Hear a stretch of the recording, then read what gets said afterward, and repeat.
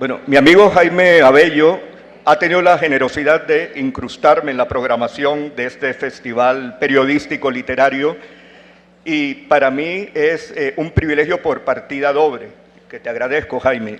En primer lugar, porque el destino ha querido que en este momento yo sea el director del Heraldo de Barranquilla, un periódico y una ciudad, Barranquilla, que tan importantes han sido en la biografía formativa y sentimental de nuestro admirado Nobel.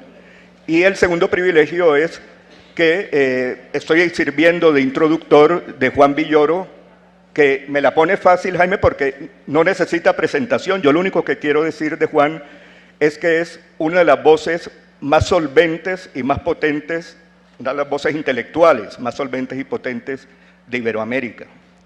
En esta reunión se han ido contando anécdotas sobre García Márquez, unas más cálidas, más cercanas, y yo me limitaré a aportar dos anécdotas muy modestas para el gran anecdotario que seguramente surgirá de este encuentro. La primera anécdota ha ocurrido hoy mismo. Estábamos de una visita en la Comuna Oriental, viendo el sistema de transporte maravilloso que tiene Medellín, y ayer, no sé, quienes estuvieron en la intervención del presidente de la República, él recordaba una anécdota con García Márquez, que un día llegó a visitarlo y lo encontró muy alterado, muy excitado, enfadado, porque no encontraba una palabra para escribir un relato. Y entonces él le preguntó al hoy presidente de la República, ¿cómo se llama ese juego donde la gente tira una monedita contra la pared? Y el presidente no sabía, y García Márquez, por supuesto, tampoco. En el viaje a la comuna estaban unos niños jugando hoy ese juego, y Jaime y yo nos acercamos y les preguntamos cómo se llama el juego, y se llama La Cuarta. Y le preguntamos como correctos periodistas, ¿por qué? Que es la pregunta fundamental para el ejercicio de este oficio. Y un niño contó porque se mide por cuartas la diferencia de las monedas, o sea que enigma resuelto muchos años después. Y la segunda anécdota tiene que ver con esta fotografía. Esta fotografía es García Márquez en una visita al Heraldo en el año 84. Esa máquina que ven ahí, que es una Underwood, fue en la que él escribió las jirafas a las que hoy se va a referir seguramente Juan en su intervención. La anécdota es la siguiente: esa cámara estuvo deambulando por la redacción del Heraldo cuando yo empezaba hace 30 años este oficio y la pedíamos en la redacción, oye, pásame la máquina de Gavito para que me salga bien la crónica. Y pasaba la máquina de escritorio en escritorio y un buen día o malo, depende cómo se quiera ver, llegó Jacques Gillard al Heraldo a preparar las jirafas y vio ese monumento, esa máquina, y creía que merecía un mejor destino.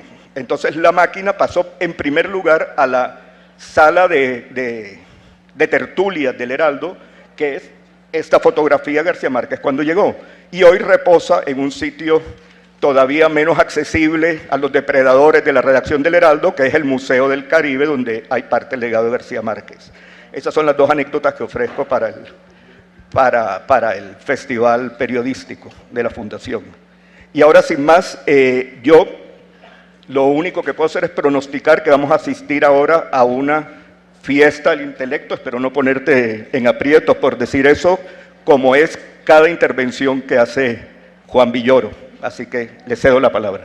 Hombre, muchísimas gracias, mil gracias por estar aquí, por tus palabras introductorias. Es un privilegio estar en Medellín, en México. Como ustedes saben, hemos pasado recientemente por años de violencia y con bastante arrogancia, se suele decir en México, nos estamos colombianizando. Y a lo cual yo respondo, ojalá, porque Colombia en efecto pasó por años de violencia. Gracias. Pasó por años de violencia que no necesito contarles a ustedes anécdotas al respecto, pero al mismo tiempo se ha convertido en un ejemplo de recuperación de tejido social, y la ciudad de Medellín ha sido un modelo de cómo vincular la cultura y la educación con formas de seguridad. Es decir, demostró Colombia que toda bala es una bala perdida y que para salir adelante de este problema solamente podemos hacerlo a través de la razón, la palabra y el intercambio de valores. De modo que estar en Colombia y estar especialmente en Medellín es muy emocionante para un mexicano. Miramos a este espejo en el que quisiéramos identificarnos. Agradezco como siempre a Jaime Abello su infinita capacidad de manipulación y de convencimiento para hacer que todo sea posible, incluso mi presencia ante ustedes. Hemos oído anécdotas conmovedoras, entrañables, cercanas, reveladoras de Gabriel García Márquez, dignas de figurar en una biografía alterna del maestro, y en esta ocasión yo voy a hablar básicamente como un aprendiz de su ejecutoria literaria a partir del periodismo, pero también de las claves que él encontró en el testimonio, la crónica, la no ficción, para llevarlas a la novela, fundamentalmente a Crónica de una muerte anunciada, que a mi modo de ver es una de sus obras maestras y un punto culminante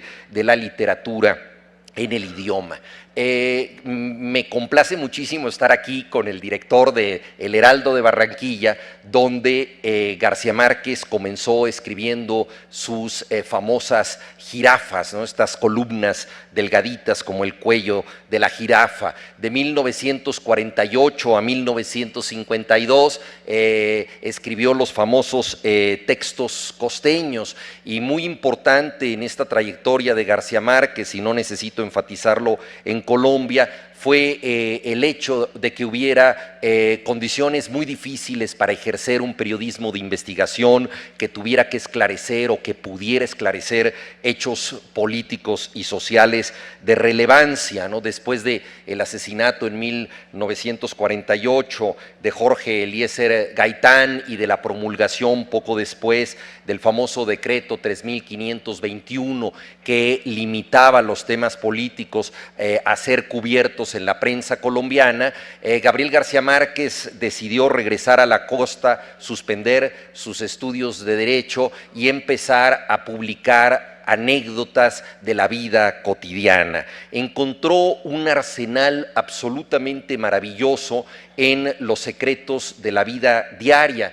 El 22 de mayo de 1948, en la segunda columna que él escribe en El Universal, dice: esta columna tendrá principio y final de greguería. Se refiere, por supuesto, a Ramón Gómez de la Serna, que fue capaz de decir que el tenedor es la radiografía de la cuchara, o que el agua mineral con gas es un agua de agujeros. Esta capacidad de reinventar lo real de Ramón Gómez de la Serna estaba presente desde las primeras columnas del jovencísimo García Márquez. En él encontramos a un descubridor, como diría Georges Perec, el escritor francés, de lo infraordinario, es decir, de misterios que provienen de acercarnos lo suficiente a la realidad. Nada tan complejo, nada tan enigmático, nada tan misterioso como lo que nos rodea desde siempre, si es visto de otro modo. Y yo creo que eso fue lo que ejerció el joven periodista García Márquez.